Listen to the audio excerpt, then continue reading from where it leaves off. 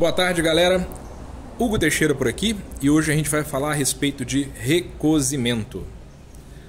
5 peças: aço 52-100, aço 52-100, aço 52-100, aço 52-100, aço 61-60. Aços diferentes, faixas de temperatura diferentes. Nessas 4 peças aqui, a gente precisou curvar a espiga para adequá-las ao projeto que a gente vai executar posteriormente. Nessa daqui a gente não fez nada disso, porém a gente vai vamos recozê-la junto com as demais.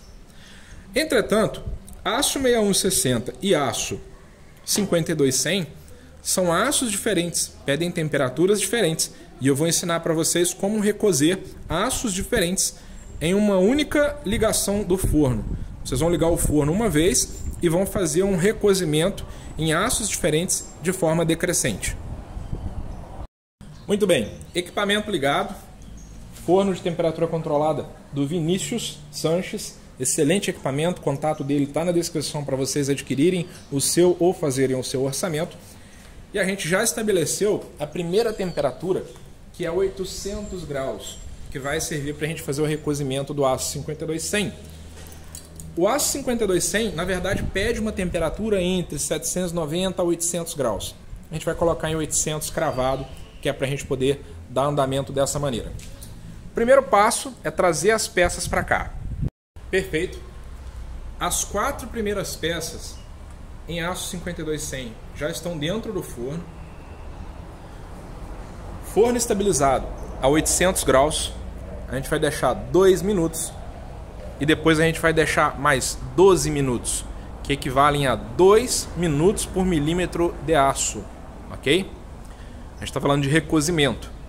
Grava bem essa faixa que eu estou utilizando aqui, que eu tenho tido bons resultados com elas, ok? 2 minutos, que é para o forno se estabilizar com as peças lá dentro, porque vai haver uma troca de temperatura. E depois a gente vai deixar mais 12 minutos por milímetro de cada peça, ok? Por exemplo, se o aço tem 6 milímetros de espessura, a gente vai deixar 2 minutos por milímetro.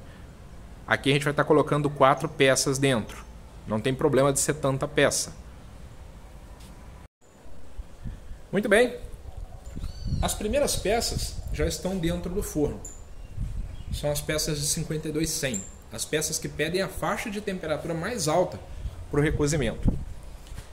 Esse forno é bem potente e com 2 ou 3 minutos ele consegue estabilizar as peças ali dentro na mesma temperatura do forno.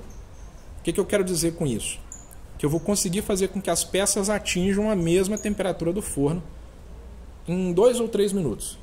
E isso é importante para que a gente inicie o processo de recozimento. Depois que a gente inicia o processo de recozimento, a gente vai contar 12 minutos, que é o tempo que eu vou deixar para que elas venham a se recozer de fato. E aí eu vou baixar a temperatura para a faixa do 61-60, ainda com as facas de 52-100 ali dentro.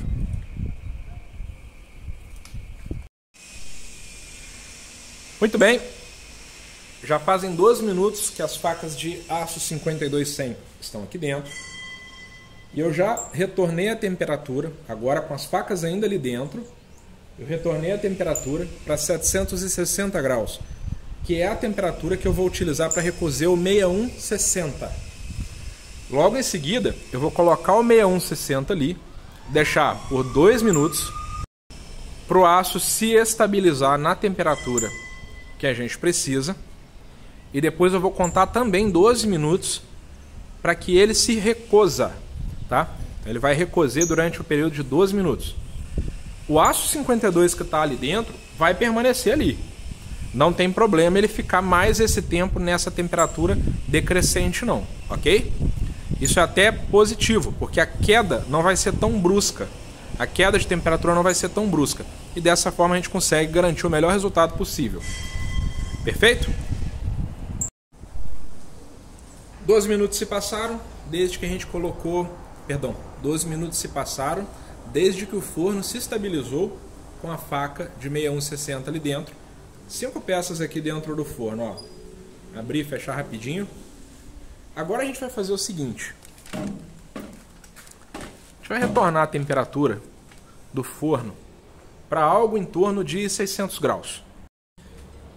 E a gente vai deixar pelo menos mais 5 minutinhos com o forno estabilizado a 600 graus. As peças continuam lá dentro.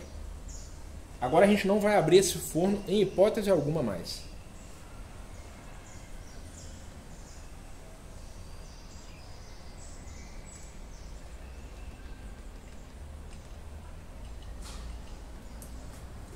Deixa se estabilizar a 600 graus. E aí depois a gente vai fazer mais um procedimento. E aí depois a gente vai deixar esse forno esfriar por completo a temperatura ambiente. E só aí a gente vai tirar essas peças de lá de dentro. Muito bem. Depois de 6 minutos se estabilizando em 600 graus, a gente já mandou ela voltar para 400. Vai ficar também 6 minutos se estabilizando em 400. Depois em 200. 6 minutos se estabilizando em 200 e depois a gente desliga o equipamento, aguarda o interior do forno voltar à temperatura ambiente e só aí que a gente vai mexer nas peças que estão lá dentro, ok? E dessa forma a gente vai garantir que as peças retornem para temperaturas mais baixas, no caso a temperatura ambiente, de maneira gradativa, lenta, constante, sem queda brusca de temperatura, sem interferência externa de temperatura, que o forno se mantém totalmente fechado e dessa forma a gente consegue o melhor resultado de recozimento possível. E a gente vai conseguir uma boa usinabilidade dessa maneira, o que vai se traduzir em economia de tempo, lixa, lima e também em precisão na hora de você fazer uma faca bem trabalhada, harmoniosa. Assim que tiver tudo pronto, a gente volta mostrando para vocês o resultado de teste na lima, verificando se a dureza está realmente boa para usinagem. Muito bem, galera. A gente já retirou as peças do forno. Isso depois de um dia. O forno estava resfriando, é lógico que não demorou tanto tempo para resfriar. Ele resfriou com pouco menos de 7 horas. Depois que ele tinha chegado a 400 graus, depois de 7 horas mais ou menos, ele já estava totalmente resfriado. Demora, né? Mas ainda assim é um bom sinal. E as peças estão totalmente recozidas, tá? A gente vai fazer um testezinho e verificar como é que está a questão de resistência dessas peças à usinagem. Beleza, a peça está presa na morsa aqui. E o teste que eu gosto de aplicar aqui para ver se a usinagem está legal, se está ok, é pegar uma lima bem meia-vida mesmo e tentar fazer um desgastezinho para ver o que vira.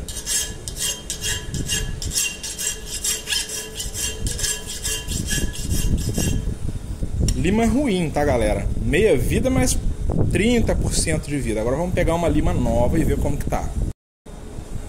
Identifiquei uma lima aqui um pouquinho mais meia vida do que a anterior. Essa daqui deve estar 50%, 60% aí de aproveitamento ainda.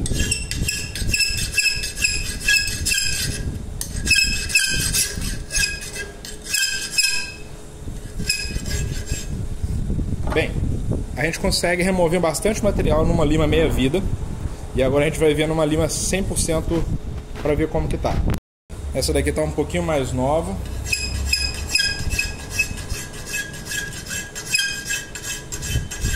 Pega totalmente. Não sobra nada. A meia vida também tá bem boa. Tá desbastando. Então não vai ser problema eu utilizar uma lima um pouco mais velha para poder fazer ajustes nessa peça. A gente vai fazer mais um teste que é a questão de furação. Vamos verificar como é que está a resistência quanto à broca. Aqui uma broca não tão afiada, tá? Ela já foi utilizada para fazer alguns furos. A gente vai verificar se ela vai dar conta de vazar esse aço aqui.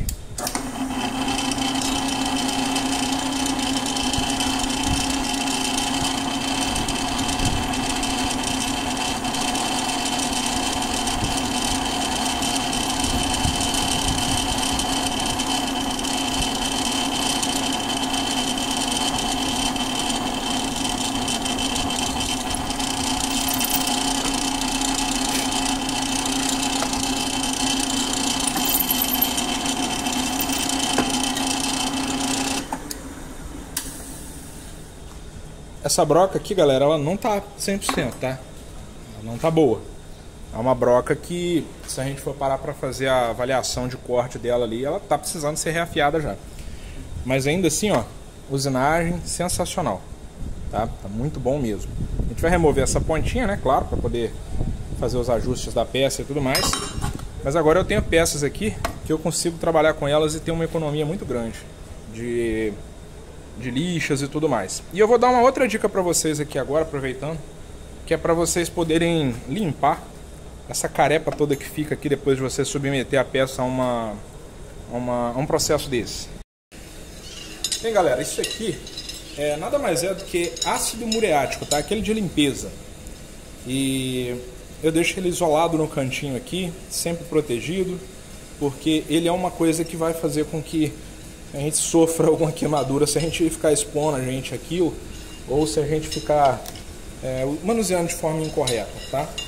A gente vai colocar aqui, ó, vamos dar um banhozinho nas peças por... colocar aí 20 minutinhos, não precisa de mais do que isso, tá bom? Já tá aqui dentro. Vou banhar todas elas. E depois de 20 minutos a gente volta para ver como que ficou.